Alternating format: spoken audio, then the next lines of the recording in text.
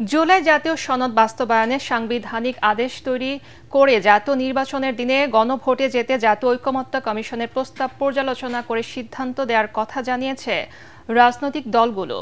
তারা বলছে নিজেদের মধ্যে আলোচনা করে কমিশনকে তারা সিদ্ধান্ত জানাবে।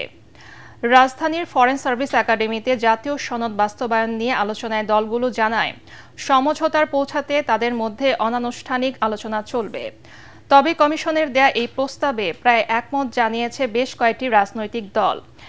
এ সময় জুলাই জাতীয় সনদ বাস্তবায়নে অক্টোবরের শুরুর দিকে সুনির্দিষ্ট সুপারিশ সরকারকে দেয়া হবে বলে জানিয়েছেন কমিশনের সহসভাপতি ডক্টর আলী রিয়াজ। রাজনৈতিক দলগুলো নিজেদের মধ্যে আলোচনা করবেন, আমরা অনানুষ্ঠানিক যোগাযোগ রাখব এবং আমরা আশা করছি অক্টোবরের শুরুর দিকেই আমরা আবার বসে খুব দ্রুততার সঙ্গে কিছু সুনির্দিষ্ট সুপারিশ তৈরি করে সরকারকে দিতে পারব।